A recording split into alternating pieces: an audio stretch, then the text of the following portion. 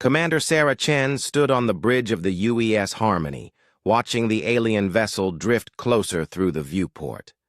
3 years of preparation had led to this moment, humanity's first contact with an extraterrestrial civilization. Diplomatic protocols were memorized, the universal translators calibrated, and the gift packages prepared with samples of Earth's art, music, and scientific achievements. "Magnificent," whispered Dr. Marcus Webb, the mission's chief xenobiologist, as he studied the crystalline structure of the approaching ship. Its surface shimmered like liquid mercury, constantly shifting between geometric patterns that hurt to look at directly.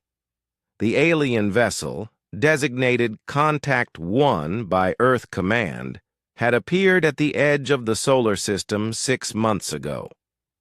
After weeks of mathematical exchanges, prime numbers, physical constants, and geometric proofs, both sides had agreed to this meeting at the neutral zone between Mars and Jupiter.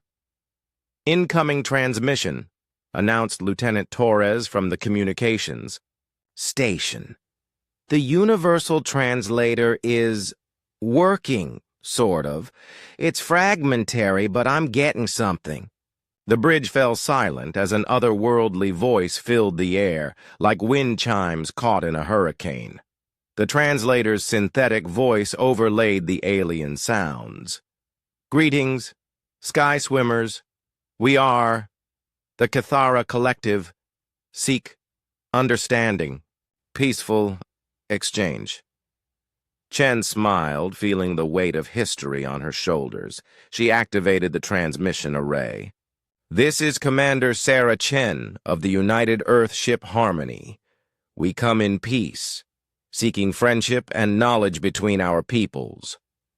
The response came quickly. "Peace, yes, we too. Desire, harmony. May we approach?" "Permission granted," Chen replied, her heart racing with excitement. First contact was actually happening, and it was going perfectly. The Cathara ship glided closer, its surface patterns becoming more complex and beautiful.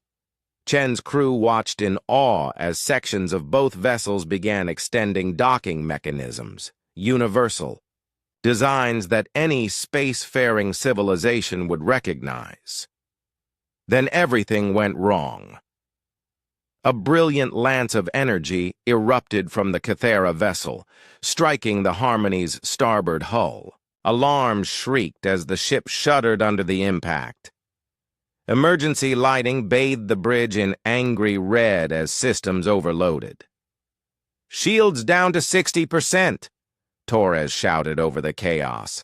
"They're charging for another shot." Chen's mind reeled. The Cathara had seemed genuinely peaceful. Had the translation been wrong? Was this some kind of misunderstanding? "Evasive maneuvers," she ordered, gripping her command chair as the ship lurched. "Return fire." "Ma'am, our weapons aren't designed for—" began Tactical Officer Reynolds. "I don't care what they're designed for. Adapt."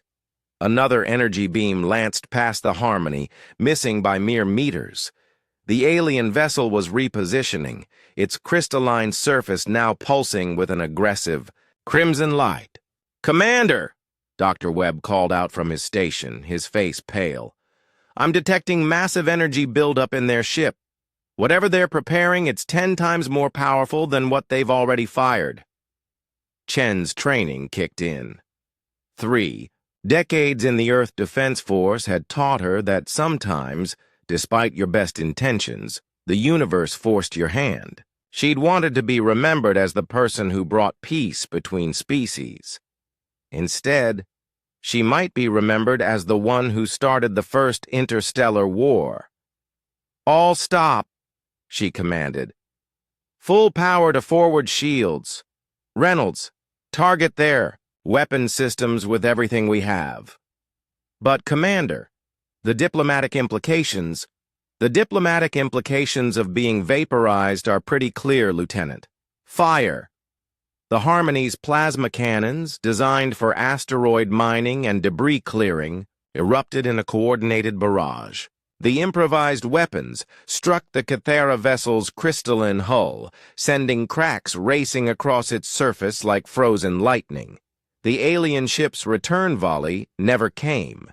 Instead, the Kythera vessel began transmitting frantically. The Universal translator worked overtime, parsing the rapid communication. Cease, cease, error, grave error, apologize, massive apologize. Internal systems, malfunction, weapons, not intended. Repeat, not intended.